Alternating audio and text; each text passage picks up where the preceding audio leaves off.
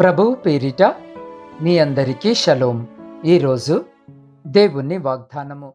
యేసు, నా వెంబడి రండి, నేను మిమ్మును మనుషులను పట్టు జాలరులనుగా చేసేదనని వారితో చెప్పెను. మార్కు సువార్త 1వ అధ్యాయము 17వ వచనం. ప్రియ సహోదరి సహోదరులారా, ఈరోజు ఈ వాక్యము వినిచిన మీ అందరికీ మన ప్రభువును ప్రియరక్షకుడైన యేసు క్రీస్తు నామమున ఈ నూతన దినపు శుభములను వందనములను తెలియజేయుచున్నాను. ప్రియులారా, ఈరోజు ప్రభు ఒక ఆహ్వానమిస్తున్నాడు. నా వెంబడి రండి. అయితే పిలిచినవాడు ఎవరు, ఎటువంటి వాడు అనే సంగతి ఎరిగినట్లయితే అప్పుడు మనము ఆయనను వెంబడించడానికి సిద్ధపడతాం. ప్రియులారా, ఇది యేసు క్రీస్తు ప్రభు యొక్క పిలుపు. ప్రభువును వెంబడించువారు ఆత్మలను పట్టు జాలరులుగా ఉండవలెను.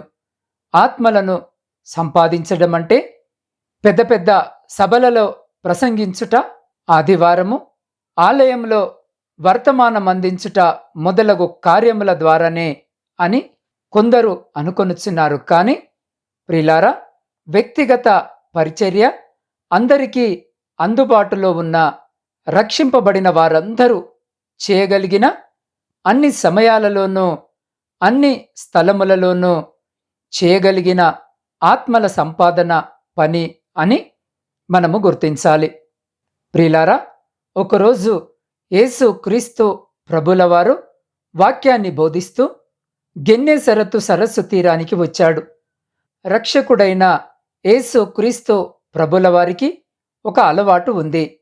అది ఎక్కడైనా 3-4 కూడి ఆయన దగ్గరికి వస్తే వారికి దేవుని మాటలు, పరలోక సంబంధమైన మాటలు వారికి బోధించేవాడు.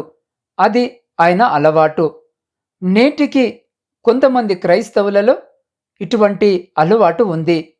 వారు ఎక్కడ ఉన్నా సరే, అది ఏ మాధ్యమం అయినా సరే, అవకాశం ఉన్న ప్రతిసారి దేవుని మాటలు ఇతరులకు చెప్తుంటారు, తమ సాక్ష్యము చెప్తుంటారు.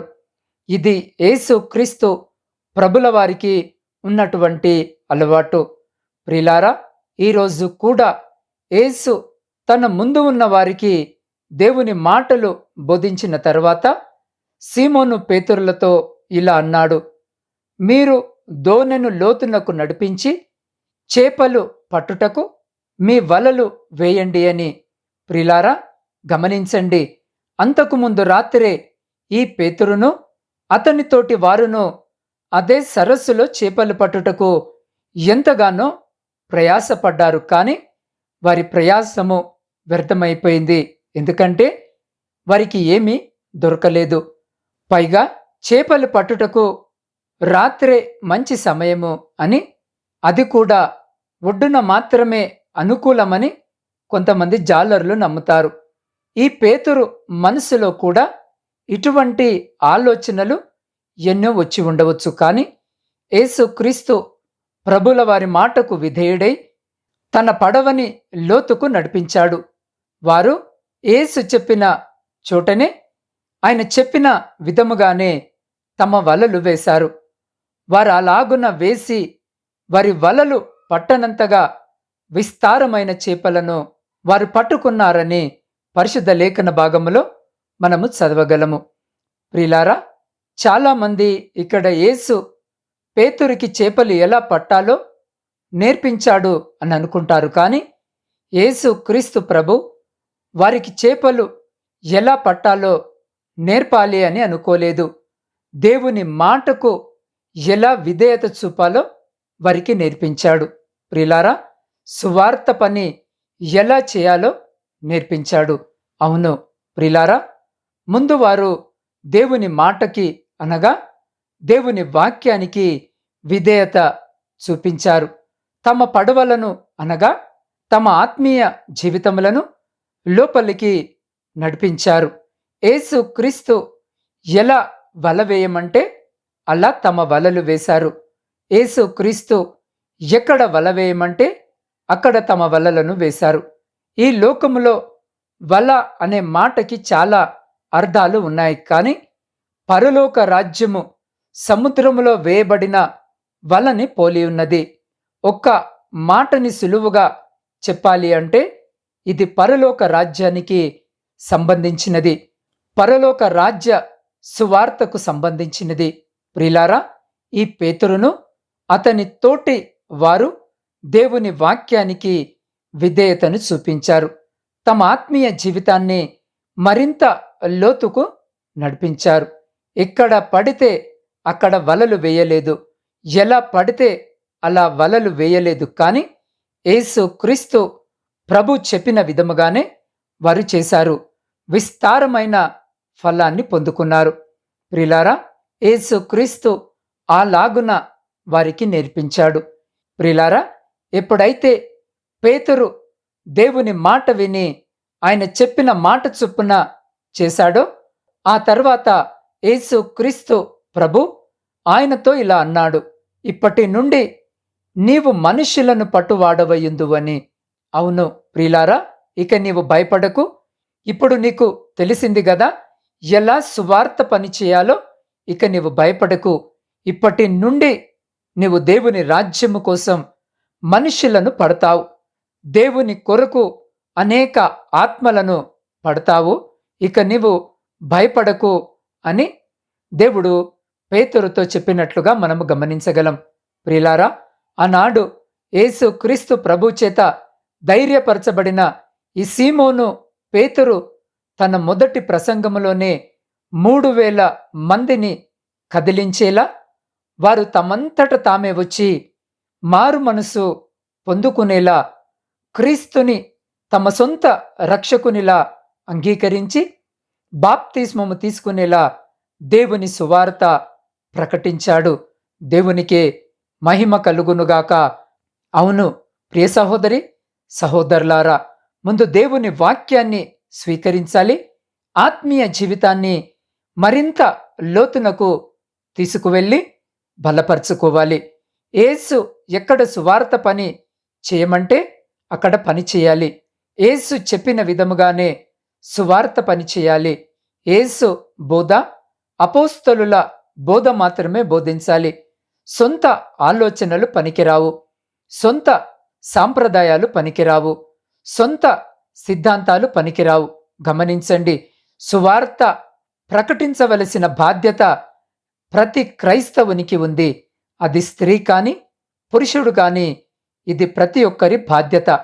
మన దేవుడు చాలా మంచివాడు. ముందు వాక్యాన్ని మనకు నేర్పుతాడు, అటు తర్వాత ఆ వాక్యాన్ని ఎలా ప్రకటించాలో నేర్పుతాడు. ప్రియ సహోదరి సహోదరుడా, భయపడకు. ఇప్పటి నుండి నీవు మనుషులను పట్టువాడవయుందువు అని ధైర్యపరిచిన దేవుడే, నన్ను అడుగుము, జనములను నీకు స్వాస్థ్యముగాను భూదిగంతముల వరకు నీకు సొత్తుగాను ఇచ్చెదను అని యేసు క్రీస్తు ప్రభు వారికి వాగ్దానము చేశాడు. ప్రియ సహోదరి సహోదరుడా, పరిశుద్ధ లేఖన భాగములో ఉన్న ప్రతి వాగ్దానము దేవుని బిడ్డల కోసమే, దేవుని కుమారులు కుమార్తెల కోసమే వాగ్దానము చేసినవాడు ఎంతైనా నమ్మదగినవాడు, మాట ఇచ్చి తప్పనివాడు. ఆయన మారనివాడు, మార్పు లేనివాడు. ఆయన నిన్న నేడు ఏకరీతిగా ఉన్నవాడు. తన పనివారికి ఆయన యుగ సమాప్తి వరకు తోడు ఉంటానని వాగ్దానము చేసిన దేవుడు. ఈరోజు ఈ వాక్యము వినిచిన మనకి కూడా ఆయన తోడుగా ఉన్నాడు. ప్రియ సహోదరి సహోదరులారా, కొన్ని గ్రామాలలో గొర్రెలన్నిటినీ ఒక చోట ఉంచి కావలివారు రాత్రి సమయంలో కాపు కాస్తారు. మరియు ఉదయం అయినప్పుడు కాపరులు వచ్చి తమ గొర్రెలను పిలిచి తమతో తీసుకొని వెళ్తారు. కావలివారు ఆ కాపరులు వచ్చుటకు అనుమతిస్తారు కనుక వారు వచ్చి తమ గొర్రెలను తీసుకొని వెళ్తారు. అయితే ఆ కాపరులు తమ గొర్రెలను లాగుకొనరు. తమ ప్రత్యేకమైన స్వరము ద్వారా పిలిచినప్పుడు అవి వారి స్వరమును విని వారిని అనుసరిస్తాయి. అప్పుడు ఒక గొర్రె ఆ స్వరమును ఇతర గొర్రెలకు చెప్పి తమ స్వంత కాపరిని వెంబడిస్తాయి. ఒకవేళ తమ కాపరి వేరే విధమైన బట్టలు ధరించినను అవి వాని స్వరమును విని వెంబడిస్తాయి. అయితే ఒకవేళ వేరే మోసపూరితమైన కాపరి తమ సొంత కాపరి వలె బట్టలు ధరించి వచ్చినను అవి వానిని వెంబడించవు. అయితే ఆ గొర్రెలు నిజమైన స్వరమునే వెంబడిస్తాయి కనుక ఆ నిజమైన కాపరి తన గొర్రెలను పచ్చిక మరియు నీరు దొరుకు స్థలమునకు తీసుకొని వెళ్తాడు. అతని గొర్రెలు అతని వెనుక ఉండును, కాని అవి మాత్రము అతని ముందు ఉండవు. వారి కాపరిని అవి వెంబడిస్తాయి. ప్రియ సహోదరి, సహోదరుడా, యేసు క్రీస్తు ప్రభు దీనిని తనను వెంబడించు వారికి ఒక సాదృశ్యముగా చూపియున్నాడు.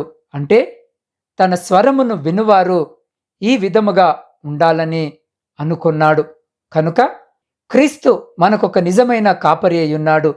అతను పాత నిబంధన ప్రకారము చెదరగొట్టుటకు లేదా దొంగతనము చేయుటకు రాలేదు. అయితే వారందరిలో అతను కొంతమందిని ఎన్నుకొని తన కొరకు పిలుచుకున్నాడు. వారిని విడిపించి వారికి ఆత్మీయ ఆహారమును దయచేశాడు. వేరే కాపరులు గొర్రెల చుట్టూ తోడేలు మాదిరిగా ఉన్నారు. వారు ఇతరుల సహాయము చేత ప్రవేశించి మోసము చేస్తారు. మరి గొర్రెలను పట్టుకొని వారి కొరకు తీసుకొని వెళ్తారు. ఎందుకంటే వారు వారి కొరకు జీవించి వారిని వారే ఘనపరుచుకునేటటువంటి వారు. వారు నిజమైన కాపరిగా ఉండరు.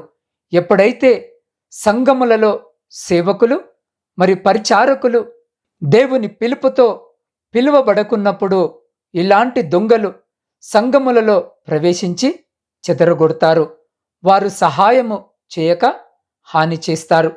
ప్రియ సహోదరి, సహోదరులారా, 2001 సంవత్సరము సెప్టెంబరు మాసము 11వ తారీఖున తీవ్రవాదుల వలన హైజాక్ చేయబడిన విమానము అమెరికా దేశములో గల పెంటగాన్ కట్టడము మీద పడినప్పుడు దాంట్లో అనేక మంది ఉన్నారు. వారు ఆ విమానము ఆ పెంటగన్ కట్టడమును గుద్దినప్పుడు వచ్చిన పొగ వలన వారు బయటకు రాలేక లోపలే ఇబ్బంది పడ్డారు. దాంట్లో అనేక మంది ఉండి ఊపిరి తీసుకొనుటకు కూడా చాలా ఇబ్బంది పడ్డారు. ఐజక్ హబ్బీ అనే పోలీస్ ఆఫీసర్ లోపలికి వెళ్ళి ఎవరైనా ప్రాణాలతో ఉన్నారా అని వెతకడం ప్రారంభించాడు. అక్కడున్నటువంటి పరిస్థితిని గమనించిన ఐజక్ ఆయన గట్టి శబ్దముతో నా స్వరమును విని నన్ను వెంబడించండి అని బిగ్గరగా చెప్తూ బయటకు వచ్చాడు. ప్రియ సహోదరి, సహోదరుడా, ఆయన యొక్క మాట విని అనేకులు ఆయనను వెంబడించి బయటకు వచ్చి ప్రాణాలతో బయటపడ్డారు. ప్రియ సహోదరి, సహోదరుడా, చేపలు పడుతున్న పేతురును ఆయన సహోదరుడైన ఆంద్రేయ సముద్రము లోపల వల వేస్తున్నప్పుడు యేసు క్రీస్తు ప్రభు వాళ్ళను చూసి నన్ను వెంబడించండి అని పిలిచాడు. యేసు క్రీస్తు వాళ్ళను పిలిచిన వెంటనే తోమా యొక్క వలలను నావను విడిచి ఆయన మాటకు లోబడి ఆయనను వెంబడించారు. యేసు క్రీస్తు ప్రభు వాళ్ళను తనతో ఉంచి వాళ్ళకు అనేక కార్యములు నేర్పించి తర్పీదు ఇచ్చి గొప్ప బలము కలిగిన సేవకులనుగా మార్చి వాళ్ళను పరిచర్యలో వాడుకున్న దానిని పరిశుద్ధ లేఖన భాగములో మనము చదవగలము. ప్రియ సహోదరి, సహోదరుడా, సీమోను, ఏలినవాడా, రాత్రంతయు మేము ప్రయాసపడితిమి గాని మాకేమీ దొరకలేదు. అయినను నీ మాట చొప్పున వలలు వేతునని ఆయనతో చెప్పెను. వారు అలాగు చేసి విస్తారమైన చేపలు పట్టిరి. అందుచేత వారి వలలు పిగిలిపోవచ్చుండగా వారు వేరొక దోణిలోనున్న తమ పాలివారు వచ్చి తమకు సహాయము చేయవలనని వారికి సంజ్ఞలు చేసిరి. వారు వచ్చి 2 దోణెలు మునుగునట్లు నింపిరి అన్న వచనముల ప్రకారము ప్రియ సహోదరి, సహోదరుడా, వచ్చిన ఆహ్వానము ఎటువంటి పరిస్థితిలో అని మనము గమనించగలగాలి. పేతురుకున్న నెగటివ్ సందర్భములో అనగా ఏమి దొరకని ప్రయత్నము ఫలించని స్థితిలో ఆయనకు ఆహ్వానం వచ్చింది. వారు వారి వలలు విడిచిపెట్టి యేసయ్యను వెంబడించారు.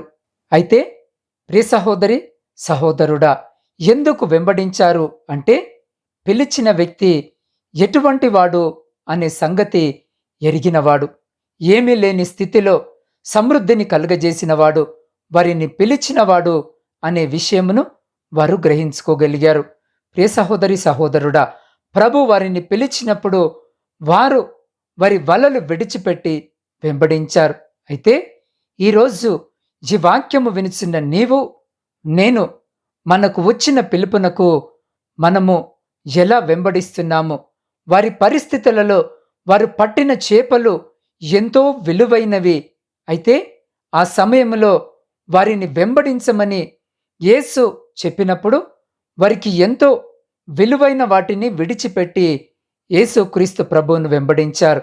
ఈరోజు ఈ వాక్యము వినిచిన నీవు నీ జీవితంలో కూడా ఏది ప్రభు కంటే విలువైనది ఉండకూడదు. ఎప్పుడైతే నువ్వు ప్రభువును విలువైన వానిగా చూడకపోతే ఆయన సన్నిధికి ఆశతో రాలేవు. ఎవడును ఇద్దరు యజమానులకు దాసుడుగా నుండనేరడు.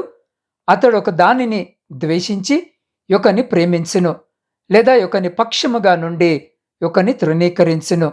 మీరు దేవునికిని సిరికిని దాసులుగా నుండనేరరు అన్న వచనము ప్రకారము ప్రియ సహోదరి, సహోదరుడా, ఎంతకాలము ఈ రెండు తలంపులు, ఎంతకాలము ఈ విధముగానే ఉంటావు? ఏది నీకు విలువైనదిగా నువ్వెంచుకుంటున్నావు? యేసు ప్రభునే విలువైన వాడుగా ఎంచి వెంబడించు. ఒక్కసారి ఈరోజు ఈ వాక్యము వినిచిన్న మిమ్మల్ని మీరు పరీక్షించుకోవాలి. ఏది మీకు విలువైనది? లోకమా, ధనమా, పదవా, లేక నీ కోసము ప్రాణము పెట్టిన నీ యేసు క్రీస్తు ప్రభువా? ఆలోచించుకో ప్రియ సహోదరి, సహోదరుడా. యేసయ్య పరలోకము నుండి వచ్చినవాడు. చేపలు భూమి మీద ఉన్నాయి. లోకము శరీరమునకు సంబంధించింది, కానీ యేసయ్య ఆత్మకు సంబంధించిన వాడు. వారైతే వారి వలలు విడిచి శరీరమునకు విలువైనది విడిచిపెట్టి ఆత్మకు విలువైనది కావాలనుకున్నారు. వారి సమస్తమును విడిచిపెట్టారు. మనము కూడా మన శరీరమునకు విలువైనది అనుకున్నది ప్రతిదీ విడిచిపెట్టి ఆత్మకు విలువైనది, మరి ముఖ్యమని ఎంచుకునే మార్పు మనలో రావాలి అని ప్రభు ఈ నూతన దినములో మన పట్ల కోరుకుంటున్నాడు. నా గొర్రెలు నా స్వరము వినును, నేను వాటిని ఎరుగుదును, అవి నన్ను వెంబడించును అన్న వచనము ప్రకారము ప్రియ సహోదరి, సహోదరుడా, నా గొర్రెలు అనగా ప్రభు ఆయనవిగా ఆయన ఎంచుకున్న గొర్రెలు. ఎంత గొప్ప భాగ్యం, ఎంత గొప్ప ఆధిక్యత! అయితే ఈరోజు ఈ వాక్యము వినిచున్న నీవు అయితే ఈ సత్యమును ఎరిగి ఉన్నావా? మరి దేవుని మాట ప్రకారము నీవు చేసినప్పుడు ఖచ్చితముగా ఆ మాట నెరవేర్పు నీ జీవితములో చూస్తావు. ఆయనను వెంబడించే నీవు ఆయన మాటల ప్రకారము నువ్వు సిద్ధపడుతున్నావా? నీకు ఆహ్వానము ఇచ్చినవాడు ఒట్టిగానే ఇచ్చాడా? కష్టములో ఉన్నవారికి విస్తారముగా ఇచ్చాడు. విస్తారములో ఉన్నవారిని వెంబడించమన్నాడు. దేని కొరకు అంటే ఇంకా అధికముగా ఆశీర్వదించడానికి. వారు విడిచిపెట్టిన తర్వాత ప్రియ సహోదరి, సహోదరుడా, వారి మరి ఎక్కువగా ఆశీర్వదించబడ్డారు. ఈరోజు ఈ వాక్యము వినిచిన ప్రియ సహోదరి, సహోదరుడా, ఈ లోకములో అనేకులు పాపములతో, శాపములతో బయటకు రాలేని పరిస్థితులలో కోట్లాది ప్రజలు విలపిస్తున్నారు. ప్రతి ఒక్కరిని యేసు క్రీస్తు నన్ను వెంబడించండి అని అనుక్షణం పిలుస్తున్నారు. నిలకడలేని అశాశ్వతమైన ఈ లోకములో దిక్కుతోచక జీవించడానికి మార్గము లేక సినిమా హీరోలను, రాజకీయ నాయకులను వెంబడించి మోసపోయి వాళ్లను చూసి నన్ను వెంబడించండి అని యేసు క్రీస్తు ప్రభుల వారు ఈరోజు సెలవిస్తున్నాడు. కాపరి మాట విని వెంబడించే గొర్రెవలే ఆయన స్వరమును విని వెంబడించేవారు సంరక్షించబడి భాగ్యవంతులుగా ఉంటారు అన్న విషయాన్ని ఎరిగి ఆయన స్వరాన్ని వినే గొర్రెలుగా ఈ దినమే ఆయనను వెంబడిద్దాం. మరి అనేకులను ఆయనను వెంబడించే వారిగా మారుద్దాం. అట్టి రీతిగా మంచి గొర్రెల వలె మన జీవితాలను మన కుటుంబాలను సరిచేసుకున్నకు అటువంటి గొప్ప కృప ధన్యత దేవుడు ఈరోజు ఈ వాక్యము వినిచిన మీకును మీ కుటుంబమునకును మరి మీ ప్రియులకు వారికి ఇప్పుడు ఎల్లప్పుడు సదా ఎల్లకాలము దయచేసి మిమ్మలందరినీ ఆయన తన కనికరము కలిగిన రెక్కల చాటున సంరక్షించి కాపాడునుగాక. ఆమేన్. ప్రార్థన. పరిశుద్ధుడా, ప్రేమ నమ్మకము కలిగిన మా ప్రియ పరలోకమందున్న పరమతండ్రి, మీ శ్రేష్టమైన అత్యున్నతమైన నామానికి స్తుతులు స్తోత్రాలు వందనాలను తెలియజేస్తున్నాం. దేవా, ఈ నూతన దినములో మీ అమూల్యమైన వాగ్దాన వచనము ద్వారా మాతో మాట్లాడి అయ్యా మా హృదయాలను తృప్తిపరిచిన విధానానికే మీకే కృతజ్ఞత వందనములను తెలియజేస్తున్నాం. తండ్రి, ఈరోజు మీ స్వరమును విన్న మేము నిన్ను మాత్రమే వెంబడించువారుగా ఉండులాగున మాకు అటువంటి కృపను దయచేయము. అయ్యా, నాడు పేతురు నీ మాట విని ఆయన వలను విడిచి ఏ విధముగా ఆయనకు అత్యంత విలువైన వాటినన్నిటినీ వదిలి అయ్యా నీ మాట ప్రకారము నీ ఆజ్ఞ ప్రకారము ఆయన జీవితాన్ని మలుచుకొని ఆశీర్వదించబడి అనేకులకు నీ ప్రేమను పంచేవానిగా ఉన్నాడో ఆ రీతిగానే తండ్రి, ఈరోజు నీ స్వరమును విన్న మేము కూడా మాకు విలువైన వాటినన్నిటినీ వదిలి నీవే మాకు విలువైన వాడివని ఎరిగి నీ మార్గములో నడుస్తూ నిన్ను వెంబడించి అనేకులకు నీ వెలుగును ప్రసరింపజేయవారిగా మమ్మల్ని మార్చుమని నీ పాద సన్నిధిలో వేడుకొనుచున్నాం. దేవా, ఈరోజు జన్మదిన వివాహ వార్షికోత్సవాలు జరుపుకొంచున్న ప్రతి బిడ్డ కొరకు ప్రత్యేకముగా ప్రార్థిస్తున్నాం నాయనా. అయ్యా, ప్రతి బిడ్డను మీ నూతన దయా కిరీటము చేత ఆశీర్వదించి రాబోయే కాలం అంతా కూడా నా తండ్రి సంతోషకరమైన ఫలభరితమైన కుటుంబ జీవితమును బిడ్డలకు దయచేయమని వేడుకొనుచున్నాం. దేవా, శారీరక మానసిక బలహీనతలతో నా తండ్రి కన్నీరు విడుస్తూ మీ సహాయము కొరకు మీ వైపు చూస్తున్న ప్రతి బిడ్డను ఈరోజు మీ పరిశుద్ధమైన హస్తముతో తాకి సంపూర్ణ ఆరోగ్యమును బిడ్డలకు దయచేయమని వేడుకొనుచున్నాం. అయ్యా, శాంతి సమాధానం లేని కుటుంబాల కొరకు ప్రార్థిస్తున్నాం. విడిపోయిన విచ్ఛిన్నమైన ప్రతి కుటుంబం కొరకు ప్రార్థిస్తున్నాం. తండ్రి, బిడ్డలతో మీరు మాట్లాడండి నాయన. బిడ్డల మధ్య ప్రేమ, నమ్మకము, ఐక్యత, విశ్వాసమును కలిగించి విడిపోయిన విచ్ఛిన్నమైన ప్రతి కుటుంబమును తిరిగి మీ పరిశుద్ధ నామమున కట్టుమని వేడుకొనుచున్నాం. దేవ, ప్రపంచ శాంతి కొరకు ప్రార్థిస్తున్నాం నాయన. ఎక్కడైతే యుద్ధ మేఘాలు కమ్ముకొని ఉన్నాయో ప్రభువా, అచ్చోట మీరుండండి తండ్రి. బిడ్డల మధ్య, దేశాల మధ్య శాంతి సమాధానాలను కలిగించుమని వేడుకొనుచున్నాం. అయ్యా, ఈ సమయంలో ఈ ప్రార్థనలో ఏకీభవిస్తున్న ప్రతి బిడ్డ కొరకు ప్రార్థిస్తున్నాం నాయనా. అయ్యా, ఈ బిడ్డ ఏ అక్కర ఈ అవసరత చేత మీ వైపు చూస్తూ వారి ప్రార్థన మనవులను మీ పాద సన్నిధిలో పెట్టుచున్నారో ఆకాశమందు ఆసీనుడవైన గొప్ప తండ్రి, వారి ప్రతి ప్రార్థన విజ్ఞాపనను మీరు ఆలకించి వారి జీవితాలలో, వారి కుటుంబాలలో, వారి దాంపత్య జీవితంలో, ప్రాముఖ్యముగా వారి ఆధ్యాత్మిక జీవితంలో ఉన్న ప్రతి శోధన, ఆయాసము, దుఃఖము, లేమి, ప్రతి అంధకార సంబంధమైన శక్తులన్నిటినీ ఈ దినాన మీ పరిశుద్ధ నామమున లయపరిచి మీ ఆకాశపు వాక్యములను విప్పి మీ సమృద్ధికరమైన దీవెన ఆశీర్వాదాల చేత బిడ్డల జీవితాలను, కుటుంబాలను దీవించి ఆశీర్వదించి తృప్తిపరిచి మీ కృపలో భద్రపరుచుకొని ముందుకు నడిపించుమని సమస్త స్తుతి, ఘనత, మహిమ మీకే చెల్లించు మా రక్షకుడును మీ ప్రియకుమారుడైన యేసు క్రీస్తు సర్వశక్తి కలిగిన నామమున ప్రార్థించి స్తుతించి అడిగి పొందుకొని ఉన్నాము తండ్రి. ఆమేన్.